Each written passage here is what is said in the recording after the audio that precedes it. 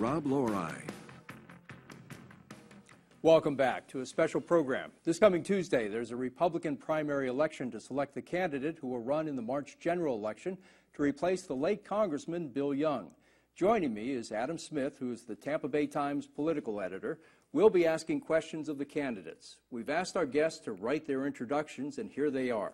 Mark Bircher has lived in Pinellas County for 12 years. He's an international airline pilot, a retired Marine Corps Reserve Brigadier General, and Florida bar member. He believes in adherence to the Constitution, a smaller federal government with spending accountability, and restoration of personal liberty. Mr. Bircher, welcome. David Jolly was born in Dunedin. David Jolly has spent his entire career working on behalf of the people of Pinellas County, advancing and supporting community interests and serving in multiple civic and community leadership roles here at home. David Jolly, thank you for coming. Great to have you. And Kathleen Peters is a 28-year resident, mother and grandmother in South Pinellas. She's been a small business owner, a city commissioner, mayor, and state representative, a problem solver with a history of getting the job done. Kathleen has been fighting for Pinellas long before it was her job. And Kathleen Peters, welcome to WEDU. Well, the way this debate will work is that a single question will be asked, and each candidate will have a minute to respond. We'll rotate the questions. A light on the table will indicate when their time is up. Our timekeepers are from the League of Women Voters of Hillsborough County. They are Mary Mahoney and her husband, Tom McGuigan.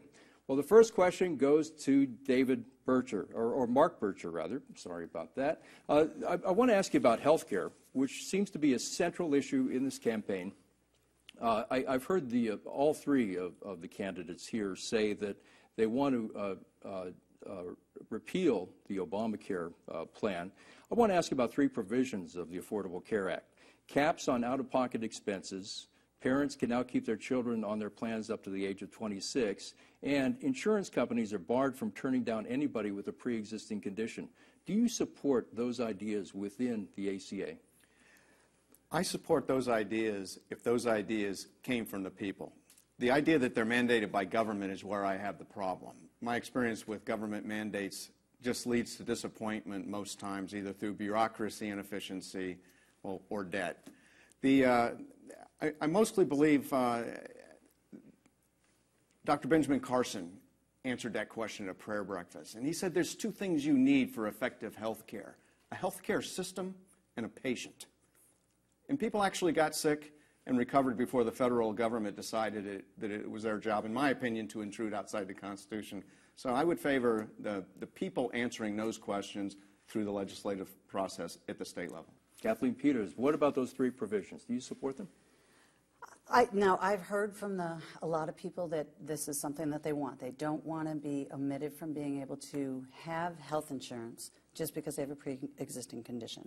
And in Florida, you can be 26 and still be on your parents' plan. But it's an option. It's not a mandate. And so I think that that mandates, I don't support mandates. I think mandates get overreaching and too far, and we shouldn't be taking away choice. And what we're doing with this new policy, this affordable health care policy, is we're taking away choice, and we're going away from patient-centered care to more government-focused care, and that concerns me.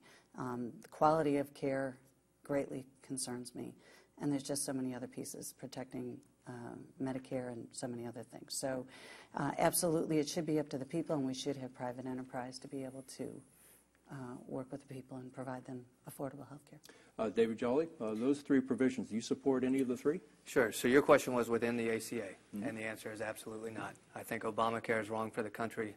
We're seeing rising premiums. We're seeing canceled policies. We're seeing small businesses dramatically affected. I think if Washington will get out of the way, we can have a private sector solution. I like to talk about a statutory framework that allows something like a term life insurance policy, where healthy individuals can enter young and have some type of price certainty, make it portable, decouple it from the employer. I think there's a way to reduce regulations, reduce the complexities of the federal government, and we can see a private sector market develop that will accommodate each of those provisions. Okay. Adam, you're next. I think we'll start with Ms. Peters. Social Security is often said to be the third rail of politics. You touch it and you're doomed, but if nobody touches it, Social Security will go insolvent. What needs to happen? What would be your approach? I think we need to protect Social Security. I think we've made promises to the people, and we have to keep that. But I think we have to come up with sound solutions that, you know, protect the future generations. Do I have a strategic, this is my plan at this point? I don't, but I certainly will look at what's already out there and bring the folks together to have that conversation. And that's the one thing Anything specific, means testing or retirement age? Well, you know, I think we have to look at everything, but what we have to focus on is needs always. We always have to look at needs first and protect those that are the most vulnerable citizens. Absolutely, first and foremost, that is our obligation to do that. But I believe that there's solutions, and that's what I've got great experience in, is bringing people down to the table and finding them. And Mr. Jolly, any specific ideas there? Sure, here's my plan. First, we actually have to own the out-year obligations that Washington has promised the individual. Just because Washington is bad at math does not mean the individual should have to pay the consequence of that. Long term, we're going to need reform to our entitlement spending to get our budget under control. Part of being a fiscal conservative, though, in my opinion, means also being responsible. Washington has made promises, and it's the responsibility of Washington to honor those. I think what we need to do is calculate the out-year obligations of Social Security, recognize that as debt, put it on the balance sheet, and figure out a way to begin a long-term pay-down of that out-year obligation as debt. Listen, I have made a life plan, a financial plan based on promises the government made to me. I'm not too young for the government to continue to honor that. I think first we have to protect the promises that were made, and then we begin to look at long-term entitlement solutions. Thanks. And Mr. Bircher.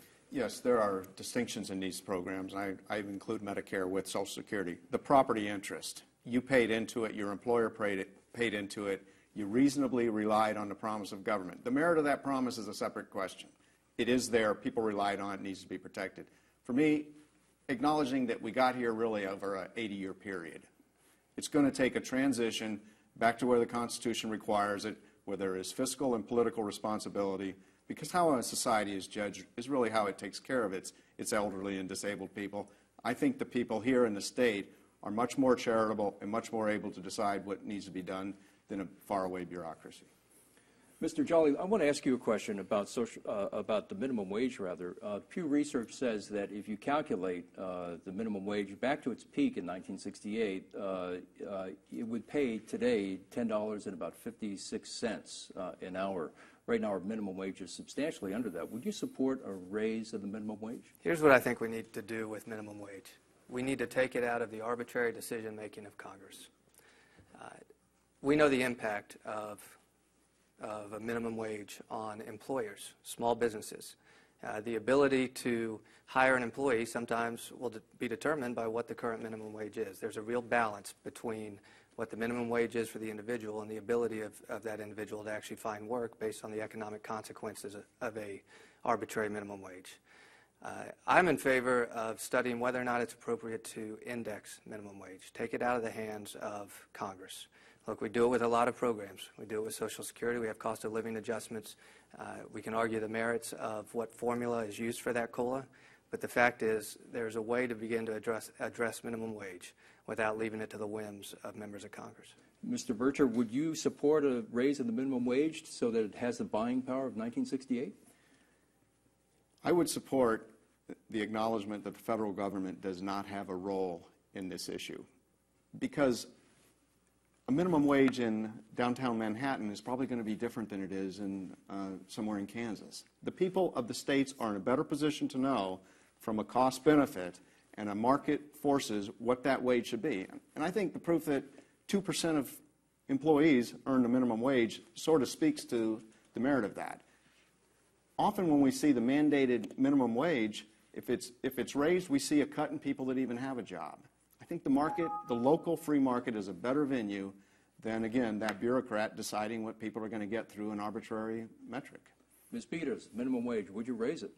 I'm with my colleagues here at the table. I believe the free market needs to determine that. It is 2% or just around 2% that the minimum wage is even impacted at this point, but the free market is what drives it. And I don't think that we need to have government pigeonholing business and the free market and its ability to be successful. Adam? Mr. Bircher, arguably the biggest debate going on in the state among Republicans is whether to take more than $50 billion in expansion, but money that would help more than 1 million Floridians, mostly working poor, get access to health insurance. Or the Republican governor says, yes, we should take it. Republican legislators say no. Where do you come down? I come down first with this principle. One is the Constitution. I think that should be honored. But let's move off from that. We need to understand that when we talk about money from the federal government, it has zero money to give us except what we first put there. I think that's the mindset that we need to understand, that we are taxed and we have debt written on us. But let's just assume that everybody at this table agrees the Constitution needs to be followed. Should Florida take that money or not take that money? See, that to me it is our own money. The question, and that's the problem with the discourse, in my opinion. Either one of those roads is still our money. And I'll make this point. Anytime our dollar goes to Washington first to maybe come back, it doesn't look like a dollar. That's why I say it should go, if we choose, to Tallahassee, where we have much better control. The idea of sending it to Washington and then asking for it back is what I want to get away from. Who's next? Mr. Jolly.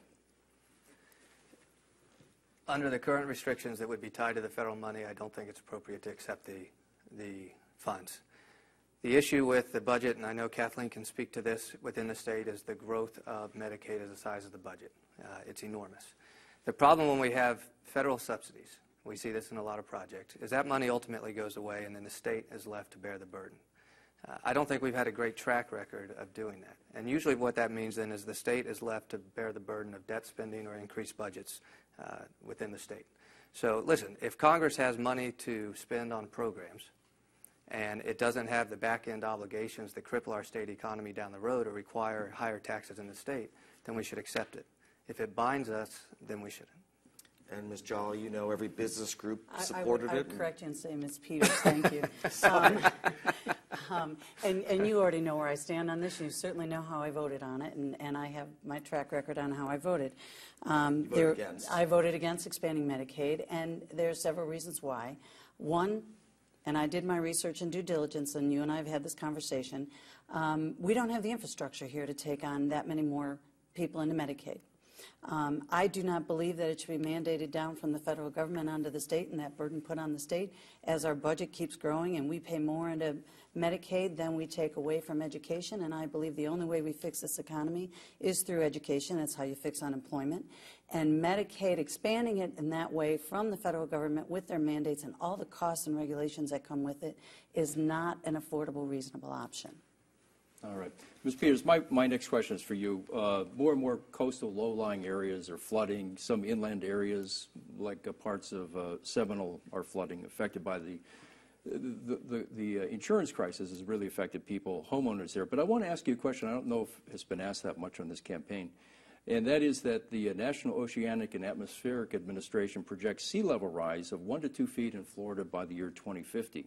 And by the end of the century, sea level is projected to rise as much as 4 to 6 feet around Florida. What would you do to deal with sea level rise? You know, I'm not sure on all the sea level rise. And we've got our floodplain maps and everything that we have going in. And in future development, we're addressing on that. We're addressing where we can build, how far back we have to build. And those maps are getting redrawn all the time. And the city and the state and DEP, they're all coming up with their new plans on how far you can build on our coastlines and so forth. Now, the flood insurance is a completely different issue. And you said Seminole's flooding. Seminole's not flooding. We pay more into the federal government's insurance program than we collect. We don't have the flood insurance that we're paying for. And that has to be addressed first and foremost. And it has to be more than just the houses. They have to address it for small businesses. They have to address it for our snowbirds and so forth that have second homes here, because the plan that they have right now is not solvent and actuarially not sound. Mr. Bircher, same question for you. Would you do anything about sea level rise, given the projections of how high seas are about to rise around Florida in the next 50 to 100 years? First thing I would do is get a scientific, peer-reviewed, absolutely scientific study. I think that's a little hard to do right now. I'm not disputing that those results couldn't be there. But I first want to rely on absolute science. The function of government is to provide protection. That would come If that threat is there and reasonable, we would be electing our local state politicians to find out how we're going to address that, like we would any other problem, whether it's flood, beach renourishment, all of it. The federal government would then be in support of that effort, where they were originally created to support the states. And I see a role for the Geodetic Survey, for the Corps of Engineers, to come in and help the states solve this problem. Mr. Jolly, what would you do about sea level rise based on those projections? I don't think there's a role for the federal government to address it. I think we need to rely on the wisdom and the judgment of our state and local communities in terms of any response they might need for infrastructure. But I don't believe there's a role for the federal government. Okay. Adam, your question. Mr. Jolly, you have said you've never lobbied for offshore drilling, that one of the central planks in your campaign is to fight expanded offshore drilling, and yet you filled out paperwork saying you lobbied to expand offshore drilling. Explain how that is. I did not fill out paperwork that said I lobbied for offshore oil drilling. What was listed in the Lobbying Disclosure Act report was a specific piece of legislation that was discussed during a meeting. That called for expanded drilling. Right, but if you'll notice, the Disclosure Act doesn't actually say if I lobbied for it or against it or if I took a position on it. If I had opposed that bill, I would have had to fill out the same form. Listen, I had a responsibility of compliance for several of my clients to fill out accurately the Lobbying Disclosure Act regulations. That means if a piece of legislation was discussed in a meeting, my spirit of overcompliance, I felt it necessary to list that legislation was discussed. You will note that the client that took a position on this has since said I was never employed to lobby for that bill or for offshore oil drilling. Ms. Peters, does overcompliance, does that make sense to you? And what's your position on offshore drilling? On offshore, well, you know, my role at the Chamber of Commerce, we hosted lots of symposiums when offshore drilling was a big issue. And we vetted that out very well. I believe we brought in experts from all over the state that came and discussed it. And Pinellas County, what I can tell you is it was very clear to me and our Chambers of Commerce locally here that offshore drilling was not an option. They certainly didn't want it in state waters, which was also a conversation of it. And I don't support, not only did I not support it in state waters, but I absolutely do not support it expanding it in the Gulf of Mexico because that is our military training field. The Obama administration has already expanded. And you're comfortable with Mr. Jolly's explanation? Oh, you're talking about that. Now, the question is, and as I read it, because I got a phone call on it, was that he didn't lobby for the interest of oil. Now, when you get into that fine tune, did he lobby on the interest of oil? Well, you know, so there was transparency issues, there were labor issues, there were with the bill issue. What we need to do is make sure we have confidence in our elected officials, and not that we aren't all human and we can slip of a tongue or say a wrong word that you politifact. Mr. Bircher, time's up. Thank you. I'm on record, and I believe that the current ban is good, especially for the time being, as we're finding out the scientific consequences. But interestingly, in preparing over the months, I found out in the Florida legislature there's been some moves. So there is a disagreement of what should be done, and I think that's good at that level, and we can find out. 10.5 miles on our side, on the East Coast, I like that we're not drilling in there. My research has indicated that in this side of the DeSoto Canyon, we're not 100% sure where the oil is. There's been drilling here for over a century. We haven't found any. There probably would be if we drilled far enough. Right now, I like the ban on just the way it is. Mr. Bircher, next question is for you. Congressman Louis Gohmert of Texas says that the U.S. should be prepared to take military action against Iran despite the interim nuclear agreement. Do you agree? I agree with prepared, but what are the details of that? My opinion is we should go back to what the founders said about when we do military action, and since the people pay in, quote, blood and treasure, the people are properly the ones that are supposed to decide. We're not supposed to have a king. In my opinion, a war powers resolution makes the president a king, expands to 2/3 of the permissible of the power to declare that. I think that threatens liberty. Pragmatically, we've declared war 5 times in this country, and we reached a military end state all 5 times. Since we stopped declaring wars, our outcomes have not been what we would like them on the first day of the war. I support the process. The process is at the floor of the Congress, debating the issues, finding out what the interests are, what the consequences are, what the back-end costs are going to be, and then have an up and down vote so every representative goes home to their constituents and said, yes, I voted to send your sons and daughters for war, and this is what it's going to cost, or no. One of those is what I support. Ms. Peters, the same question. Should the U.S. be prepared to take military action against Iran? My position isn't all that different. I think we should always be prepared, and we always need to keep our military strong. However, I don't think we need to be getting into another war, but Iran has also shown us that they can't be trusted. So am I concerned? Absolutely am I concerned. But do I think this country's ready to go to war and start an active war? We already haven't finished some wars that we're involved in, and I don't think that's something you enter in lightly, and I think it needs to be vetted, and I'm not in favor of going to war at this point. Mr. Jolly, same question. Sure. And let me get two things on the record from the last question. First, unequivocally, I support the 230-mile ban off the coast of Florida and the Eastern Gulf. I support continued exploration in the central and western region. The client in question was not an oil interest. It was a free market think tank. With that said, I do not support what the president recently did in Iran. I think it was an insult to Israel. I think it gave a legitimacy that Rouhani that Ahmadinejad never had. And should we be prepared? Yes, at all times we should be prepared. And we should not take lightly negotiations with Iran. Iran has a greater ability to destabilize the Middle East and to create a conflict which we do not want to be in. Negotiating with Iran was a wrong decision. It was an insult to Israel. All right. Well, we're down to the last few minutes of the program, and it's time for closing statements. And we're going to start with Mr. Jolly, then go to Ms. Peters, and go to Mr. Bircher. David Jolly, your closing statement. Sure. Rob, Adam, thank you for the opportunity to be here. Listen, this is a great day for Pinellas County. It's a great day for District 13. It's a great day for District 13 Republicans. We know how to have a primary. We've had a great primary. We have 3 great candidates here. I am confident that on Tuesday we are going to elect a candidate that can rightfully represent the interests of Pinellas County. I got into this race because I believe I bring unique qualifications. I believe I bring experience. I am proud of my record working alongside my mentor, Bill Young, for nearly 20 years on behalf of the people of this county, of this district. And I believe there's an opportunity for me to continue to serve this county and impact this county on day one based on that experience. I thank you for the opportunity to be here. Thank you. Ms. Peters. You know, I got into this race because I felt it was important that Pinellas County had the opportunity to have a choice. And so that's what I brought to the table, was to have a choice. I believe that my track record, both serving at local government and at state government, gives me absolutely the experience that we need to represent our local government, Pinellas County, in Washington. I understand the role of small government, I understand the role of local government, I understand the role of state government, and I certainly understand the role where the federal government needs to be and how they need to shrink it so that our country can be more successful. It has been a privilege to live and serve Pinellas County for the last 28 years, either through volunteer work or public service. And I'm looking forward to this election.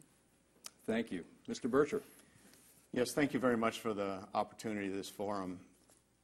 I think I'm the best qualified because of my career.